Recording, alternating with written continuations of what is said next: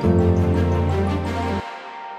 firstly, thank you for staying for so long and being with us at the last panel discussion for the day.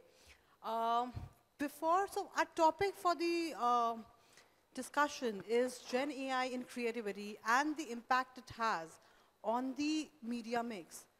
So before I delve deep into it, firstly, please give a round, big applause to our panelists, please. Good energy. Thank you. So, if would like to start with you, Deepali. Actually, it's a question for all the panelists here.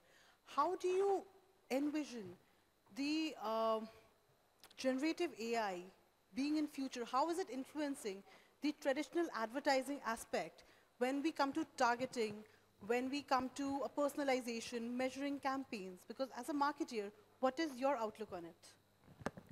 Hi, good evening. Thank you for inviting me and having me here. Um I just want to leave 3 pointers. This is just the beginning of the discussion. One is that whatever I'm hearing about generative AI deployment in any aspect of marketing, be it media, creativity, at the marketing end, like you said, measurement, etc., is all currently only pilots, except for the mid-journey platform being deployed, at some of the marketers' end for generating repetitive creatives. That's what I would say. Otherwise, it's all pilots. I myself am doing a pilot with one of the big four consulting companies, which is in the measurement space, and not so much in generating creative space, right? So one is that. Second is, I think the whole ecosystem has to learn what the power of Gen AI is. Just like, we were facing this issue 10 years ago on deployment of MarTech tools, where they didn't really take off till the whole ecosystem learned what they were meant for. Your agency, all of your agency partners, your acquisition team within the marketing team, your brand team, the CIO and the tech team. Everybody needs to understand what it is for, what it can do, and that's when the deployment becomes successful. Similarly, I think today we are on the path of learning what all Gen AI can do. And that is more experiment, anecdotes, news headline kind of stuff that we are encountering. But I don't think the ecosystem has learned how to deploy it in a manner that either our efficiencies go up from productivity perspective or costs go down. So, what is the ROI on this model? We've not even arrived at the model, forget knowing, how we will measure the ROI. So that's the second point that I want to, leave you with. The third is, I see generative AI usage far more in increasing personal efficiencies as of now, rather than increasing enterprise efficiencies from a marketing perspective.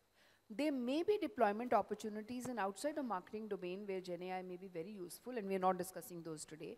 But when it comes to making a brand manager, making a creative person more successful, making a person who is doing media mix modeling more successful, I think it is more in the space of making my own life more efficient. I think each one of us, and I think all of you sitting in this room also today, would have experimented with definitely ChatGPT, okay, or Perplexity, or one of these tools.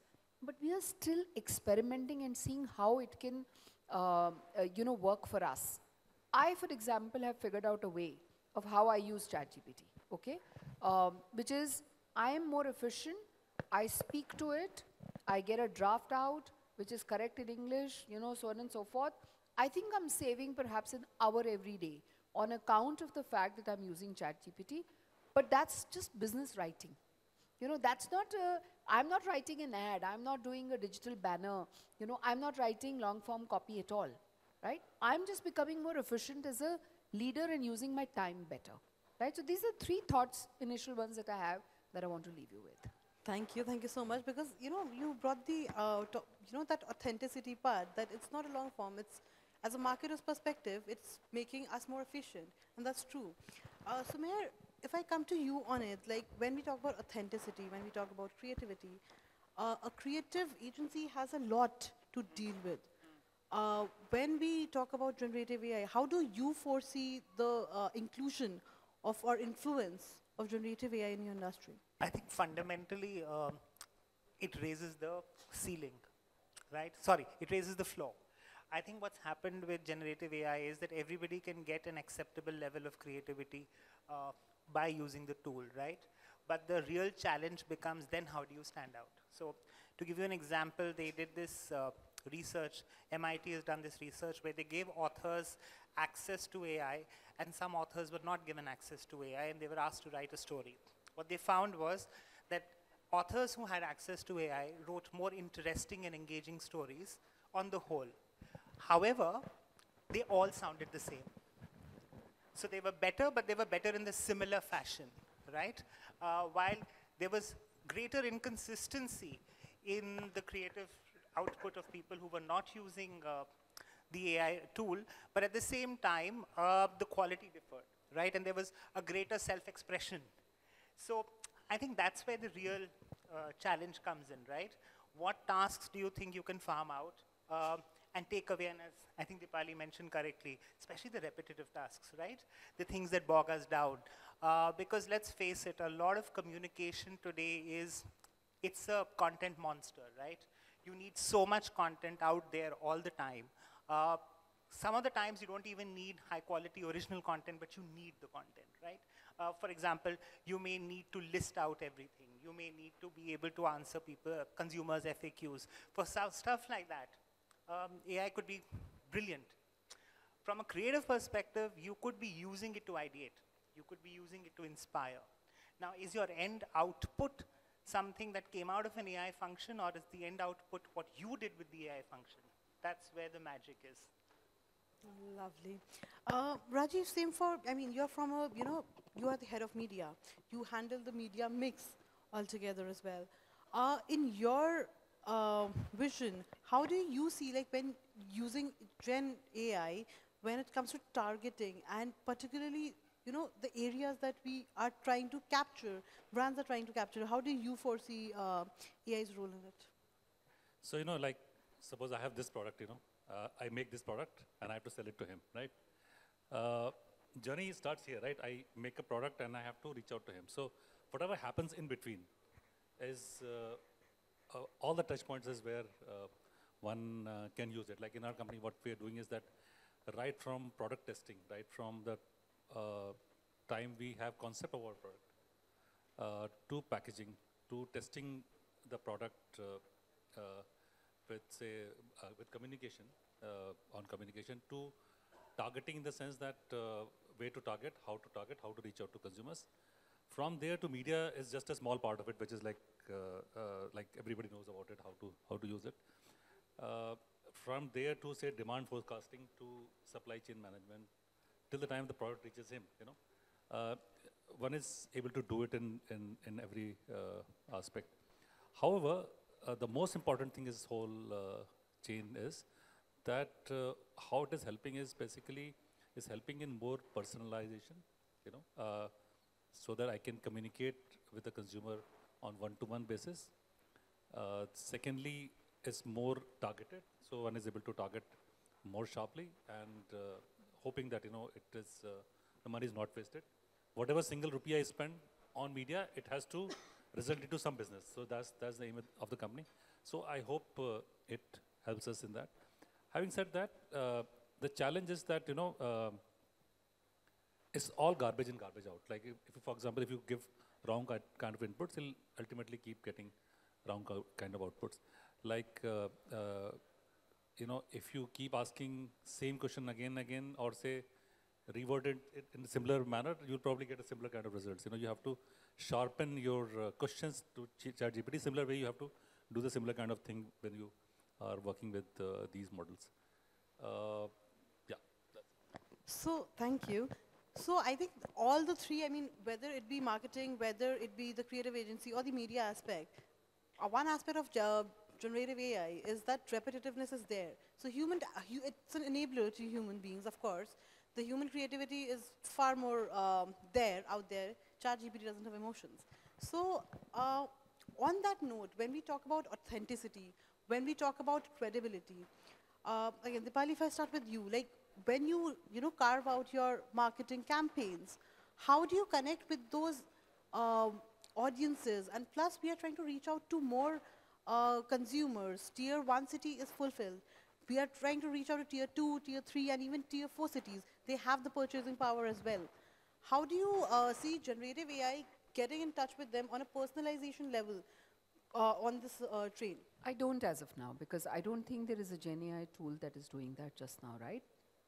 I am dependent on MarTech tools that are available in the market for me to deploy, be it for creative, be it for personalization, you know, be it for media, right? There is no Gen AI tool as yet through which I can write a better brief. There is no Gen AI tool as yet which will produce an ad or a storyboard, you know, or give me a script, okay, or go and shoot instead of a photographer, right? The generative AI images and videos that are coming out are not yet comparable to the ones that we are used to prove authenticity and superiority. And, you know, when you talk about Lux brands, you know, it's not matching up as yet. Will it get there? I hear that it will get there, right? When? I do not know. Having said that, it still needs to be a commercial model that comes to me. It needs to be a platform. We have 12 different companies where we work, 12 different businesses. Each one of those businesses is not going to experiment to make Gen AI work as a tool, you know, for deploying inside their organization to replace marketing or to replace brand manager or to even replace an agency, right? Unless some platform comes and proves it to us, here's a deployed tool, you know, and here's the ROI. You know, before this, I worked 5 years in IBM, right? And I've seen the deployment of Watson, which was not Gen AI, but which was an AI tool, right? There were organizations such as IBM which enabled AI for the world, right? They weren't companies who on their own developed models to use AI. Very few companies, very large and very few companies developed AI models for deployment completely on their own, right? You needed the help of somebody from outside to come and do that platform. So that's one. Having said that, let's do some crystal ball gazing. What can happen? I think we've all agreed that repetitive tasks or lower order tasks or creatives which are not you know, of that kind of importance but may require personalization, right? So personalization at scale. There may be somebody who will develop a platform, you know, which can do that. That may change my ecosystem. And I suspect what's going to happen therefore is that I may not replace my main creative agency, I may not replace my main media agency, but let's say I have this line item called a BTL agency, you know, who's doing adaptations for me, right? Everything today requires some 90 adaptations. That may change. That may happen through a tool. You almost took my question, because this is another question that I had, that how do you see the relationship between agencies and marketers changing with this advent of generative AI? So I think, let me answer that. Yes. So Sumeer, I'll come to you after that, for sure. You know, so how did the relationships change over a period of time? We've seen changing relationship with the agencies over a period of time. I've worked inside an agency also, right? Long ago, there used to be an integrated agency. Even media was not separate. Then media became separate, right? Then came the advent of a digital agency. Then those got specialized into digital media and digital creative, right? We are back to doing some sort of integration because we are realizing that suddenly a marketer is dealing with 6, 7 different agencies, right? So that model is happening. MarTech tools are coming in. I suspect with the advent of Gen AI tools, the only person who will disappear in this whole thing is either my BTL agency might disappear, or the person who runs the studio inside a large creative agency and whose money is made only out of those 90 adaptations might disappear, right? The other is the MarTech tool companies themselves are working on experiments today on using Gen AI for offering personalization platforms to me, right? So those will continue from there. There'll be updates from there. Or, you know, some XYZ company may replace a Clever Tap, or some, you know, YZ company may, you know, replace SFDC. that can happen over a long period of time. But that is the way of the technology businesses that we've seen.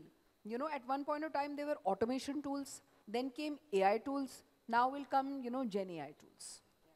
Sumeer, your thoughts on this, how the relationship is changing? Actually, pretty similar, because I think one of the things we forget is we always look at the impact of Gen AI on a particular relationship, right? So it's like, what am I doing for my client which will get replaced, or where would I find value? But imagine everybody's using AI. Imagine every client is, every agency is, right? Then you have leveled the playing field. And once you've leveled that playing field, you're back to where we are today. Creativity will be asked for, creativity will be valued, because who can then build on top of this will become the game, rather than with this or without this, which is what I think we are discussing nowadays. Because as I think she mentioned earlier as well, we are all in pilot phases. So, you know, it reminds me that the first time a photograph came out, there was a French painter who said, painting is now dead. Because, you know, now we have photography. But it's not, right? Painting just changed. Lovely. So, since we are on generative AI, of course, Rajiv, when you are, I want to give an example though. This happened recently. And this is because Sumeer said that the current agencies are also going to use and deploy Gen AI. I mean, they're free to do that, right? We're developing new logos for something, okay? I have briefed, and we are working with a traditional design agency, what is called traditional, right? A design agency who works on brand identity, who works on new names and logos and so on and so forth, right? And I was talking to them and I said, look, you know, we need something in 3-4 days, right? And I know that that's a stupid ask. You know, no design work happens in, you know, 3 to 4 days or whatever. It takes a few weeks for it to come. I have a very interesting idea. They said, we can actually try a Gen AI. So I have a young person in my team who may not be such a design expert, but is a very good briefer to the Gen AI tool which designs, right? Now suddenly that person becomes important, that skill becomes important. They did present a logo to me which was because now my interest was, you know, picked. I said, look, I want to see what happens. We may or may not use, you know, that logo, but there was a logo that got generated. I mean, we would still leave it to saying, okay, I want to see better designs and stuff like that. But, you know, these are interesting experiments that are happening. I just wanted to share that to say, okay, what's happening? of course, I mean, I think talent is one of the key trends that we are also, again, looking at. Rajiv, okay, since on Gen AI, and we literally have 8.5 minutes, so on that note, like when we talk about Gen AI, it's synonyms to, you know, this digital age, consumers, Gen Z, Gen Alpha is also very advanced with the generative AI. When you see at promoting those your products and your brands in front of the consumers, how do you, you know, fix the media mix into it to across various platforms? So, you know, Gen Z anyway is very hard to reach, right? I was just reading somewhere that, you know, attention span for, say, millennials is about 8 seconds, and Gen Z has come down to 4 seconds. So it's not about, you know, how you can reach, and it's about how well you can reach within those 4 seconds. It's about how impactful your advertising is, and that takes me back to the thinking part, right? Thinking part and the briefing part. So when you brief somebody to make an ad for you, or you brief a computer to make an ad for you, or AI tool to make an ad for you, or create something for you, your briefing has to be sharp. Your briefing has to be sharp. It'll always be garbage in, garbage out. Because all these models are built on large language and large models. And all these have whatever you feed into them, and it basically behaves the way you've been trained, you have trained that machine to behave. So you're training that machine is the most important thing in this whole process. And ultimately, reaching out to consumers who are very short span, or say, who are not so much exposed to, say, television, or say, print, or they are exposed to a certain kind of a format of video on, say, digital medium. So you have to devise your strategies to suit those consumers.